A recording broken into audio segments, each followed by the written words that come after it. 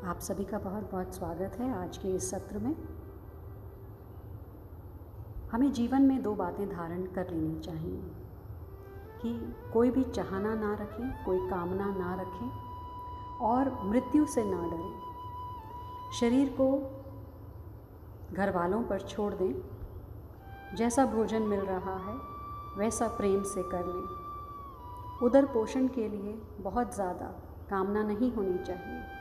परिवार की, कुटुंब की सेवा करते रहें, आज्ञा पालन में रहें, पर अपनी कोई चाहना ना रखें किसी से भी। और एक बात का हम सबको बहुत ध्यान रखना चाहिए कि लोगों में डुग्गी नहीं पीटनी है। किसी को पता भी ना चले कि हम किसी से कामना नहीं रख रहे। किसी को बताने की ज़रूरत नहीं है कि हमारा भक्ति में क्या स्थिति है, क्या हमारी साधना है। साधन जितना गुप्त रीति से किया जाता है उतना ही वह कीमती होता है, बहुत श्रेष्ठ होता है। यदि हमारे पास कोई भी अमूल्य वस्तु होती है तो हम उसे छुपा कर रखते हैं, तो भजन से ज़्यादा अमूल्य वस्तु हमारे पास और क्या होगी। तो उसकी फिर क्यों हमने नुमाइश करनी है। मृत्यु से डरना नहीं है, क्योंकि जिसने जन्म लिया है वह अवश्य ही मृत्यु को प्राप्त होगा। यह नियम है। जब मरना अवश्यम भावी है तो फिर डरने से क्या फ़ायदा। हमें न मरने की इच्छा करनी है, न जीने की इच्छा करनी है, बल्कि अपनी आयु को ठीक तरह से बिताना है। क्षण क्षण, श्वास श्वास सिमरन में बीते, बस इसी का ध्यान रखना है। जितना जीवन है अच्छी बात है, पर यदि मर भी जाएं तो भी अच्छी बात है। अपनी कोई इच्छा नहीं होनी चाहिए, बहुत बड़ी आयु के हमें प्लान नहीं बनाने हैं। इसी से जीवन बड़ा शुद्ध होगा, बड़ी शांति मिलेगी और आसक्ति भी घटेगी। मिलने वाली चीज़ मिलेगी ही और न मिलने वाली चीज़ कतई नहीं मिलेगी। फिर इच्छा करके गुलामी क्यों करें। जो काम सामने आ जाए उसको बड़े उत्साह से करें, जो हो जाए उसमें प्रसन्न रहें। हरदम प्रसन्न रहना मानसिक तप है और वह तभी संभव है जब उम्मीद ना की जाए, क्योंकि उम्मीद पूरी होगी नहीं और उसी से हृदय जलता है। हृदय प्रसन्न तभी रहेगा जब हम कोई उम्मीद ना रखें, कोई कामना ना रखें। जिस ढाल में रखा वो उसी ढाल में खुश हैं। पूरे हैं वही जीव जो हर हाल में खुश हैं।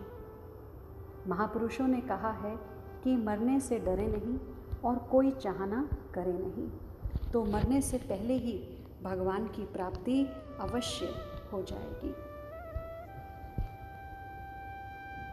हमने बात करी है कि अपने अंदर खूब हमें भगवत भाव को बढ़ाना है। हर तरफ इस संसार में भगवत रूप देखने का प्रयास करना है। यदि कोई अतिथि आए तो यही सोचना है कि वाह प्रभु, आप इस रूप में आए हैं, मैं समझ गया आपको, अब आप छिप नहीं सकते। कोई प्रतिकूल परिस्थिति आए तब भी यही कहिए कि प्रभु, आप ही इस प्रतिकूल परिस्थिति में आए हैं, मैं समझ गया, अब आप छिप नहीं सकते। मन ही मन खूब प्रसन्न होना चाहिए। हर तरफ उस परमात्मा को ही देखना चाहिए, प्रभु का प्रकाश ही देखना चाहिए। कोई भी सामने आए, कोई भी घटना हो, आदर करें, खूब प्रसन्न होवें कि प्रभु मैं आपको जान गया, आप छिप नहीं सकते। हर व्यक्ति में, हर परिस्थिति में भगवत स्वरूप का दर्शन करने का प्रयास करना चाहिए।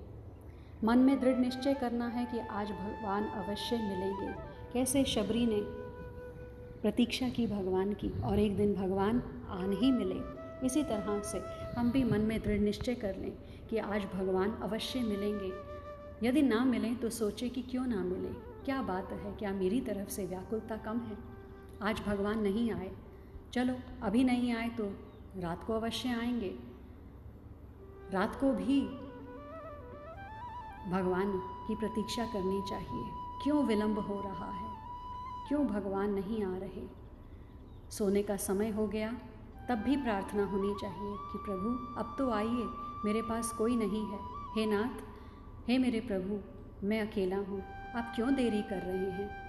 इस प्रकार भगवत भाव के भावों में भावित होकर सो जाना चाहिए। देखिए, यदि हमारे घर कोई अतिथि ने आना होता है तो हम किस तरह से उसका इंतज़ार करते हैं, बाहर जोतते हैं, बाहर जा जाकर बार बार देखते हैं। इसी प्रकार से प्रभु का भी प्रतीक्षा करनी है, मन में निश्चय करना है कि आज तो भगवान अवश्य आएंगे, अवश्य मिलेंगे। सुबह हुई, भगवान नहीं आए, मन में समझें भगवान अभी तक क्यों नहीं आए। अच्छा, कल नहीं आए, रात को नहीं आए, तो आज तो अवश्य ही आएंगे, बस एक ही दो सवार हो जाए। हम हैं आशिक तेरे रूप पे, बिन मिले सबर न होए। इस प्रकार भगवान से मिलने की उत्कट इच्छा जागृत हो जाए कि अब भगवान मिलेंगे, अब भगवान मिलेंगे, अवश्य मिलेंगे। बस इसी धुन में समय बीतता जाए। हे मेरे प्रभु, आप अभी तक क्यों नहीं आए, क्यों विलंब हो रहा है? इस प्रकार विरह व्याकुलता को खूब बढ़ावें। भगवान के बिना एक क्षण भी चैन नहीं पड़ना चाहिए। बस इसी प्रकार के संकल्पों के प्रवाह में सो जाएं। जब नींद खुले तब भगवान के विरह में आतुर हो जाएं और प्रभु के लिए पागल हो जाएं। इस प्रकार भगवत भावों के संकल्प निरंतर चलते रहेंगे तो भगवान एक ना एक दिन अवश्य मिलेंगे। शबरी माँ भी इसी तरह से करती थी, आंगन सजाया करती थी, बुहारी लगाया करती थी, पुष्प फल तोड़ा करती थी, श्री राम की प्रतीक्षा करती थी। जब भगवान के बिना एक क्षण नहीं रहा जाएगा, प्रभु उसी क्षण प्रकट हो जाएंगे। जग चतुराई छोड़कर मूढ़ होए भजराम, आलस्य विक्षेप को बराबर हटाता रहे, इनको तो निकट ही नहीं आने देना है। क्रिया और भाव ऊंचे से ऊंचा करना चाहिए। क्रिया में क्या करना चाहिए? ऊंची से ऊंची भजन, ध्यान, सेवा। संसार में रहते हुए संसार की भावना हटाकर परमात्मा की भावना करें। हर तरफ परमात्मा के दर्शन करें। वासुदेवम सर्वमिति स महात्मा स दुर्लभ। ऐसा महात्मा दुर्लभ है जो वासुदेव को ही हर जगह देखता है। नाम को नामी का स्वरूप माने। जब नाम जप रहे हैं तो यही समझें कि भगवान मेरे सम्मुख ही हैं। भगवान का नाम जपते समय खूब प्रसन्न होवे, क्षण क्षण में मुग्ध होते रहें, मानो नाम के रूप में भगवान ही उपस्थित हैं। संसार में अपनी प्रीति है और स्मृति भी है, भगवान में प्रीति भी नहीं और स्मृति भी नहीं, इसे उलट देना है। संसार से प्रीति हटाकर भगवान में जोड़ दें और संसार की स्मृति हटाकर भगवान की स्मृति निरंतर रखें। जैसे खेत में अन्न उगता है, किसान लोग क्या करते हैं? यथास्थान लगाने के लिए एक अन्न को तोड़कर दूसरी जगह लगाते हैं। ऐसे ही अपने यथास्थान लगाने के लिए संसार से प्रीति तोड़कर परमात्मा में लगानी है। भाव ही तो बदलना है, दृष्टि ही तो बदलनी है। भगवान को सबसे बढ़कर समझें। भगवान से बढ़कर संसार में कोई वस्तु है ही नहीं। समता ही परमात्मा का स्वरूप है। जिनका मन समता में स्थित है, उनकी परमात्मा में अटल स्थिति है। संसार की ओर से मन हटाना ही वैराग है, परमात्मा के चरणों में मन लगाना ही अनुराग है। और ऐसा अनुराग जब हो जाएगा, ऐसा अभ्यास जब हो जाएगा, हमारी बात बन जाएगी। वृत्तियों का कहीं न जाना, एक परमात्मा के अखंड ध्यान में निरंतर स्थित रहना, यही उपरामता है। संसार परमात्मा का संकल्प है, वहाँ संकल्प के सिवाय कुछ है ही नहीं। जिनका संकल्प है वे प्रभु अणु अणु में व्याप्त हैं, इसलिए संसार में परमात्मा के सिवाय कुछ है ही नहीं। तो जब कुछ है ही नहीं तो फिर हमें क्या दिख रहा है? इसलिए जो साधक जन, उपासक जन भगवत प्राप्ति चाहते हैं, भगवत प्रेम चाहते हैं, प्रियतम का प्रेम चाहते हैं, उनके लिए उचित है कि सत्संग में जो भी युक्तियाँ बताई जाती हैं, उनमें से जो उन्हें सुगम मालूम दे, जो उन्हें अपने लिए श्रेष्ठ लगें, उन युक्तियों को फिर छोड़ना नहीं चाहिए, धारण कर लेना चाहिए। सत्संग की बातें सुनने से भी लाभ होता है, लेकिन उन बातों को जीवन में उतारने से सत्संग का विशेष और तत्काल लाभ होता है।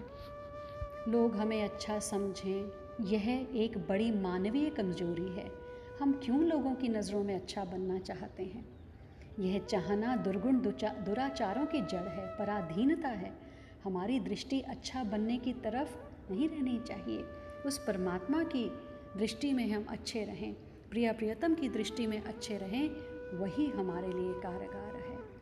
तो जिसने प्रियतम के प्रति आत्मसमर्पण कर दिया है, वही नित्य परम शांति को प्राप्त करता है। अशांति या चित्त की चंचलता तभी तक रहती है जब तक चित्त में जन्म मृत्यु मय जगत के अनंत अनित्य दृश्य भरे रहते हैं, और जब चित्त भगवान के चित्त में मिलकर घुल मिल जाता है, तब वह नित्य शांतिमय भगवान का निवास स्थल बन जाता है। हमारा हृदय ही प्रियतम का निवास स्थल है, हृदय स्थली है। सागर के ऊपर ऊपर ही तरंगे उछलती हैं, उसका गंभीर अंतस्थल अत्यंत शांत होता है। इसी प्रकार चित्त जब तक बाहरी जगत में रमता है, तब तक उसकी चंचलता नहीं मिटती, पर वही जब अनंत अथाह गहराई में जाकर श्री प्रियालाल को पा जाता है, तब सर्वथा शांत स्थिति में पहुंच जाता है। आज के लिए इतना ही। आप सभी का बहुत बहुत आभार।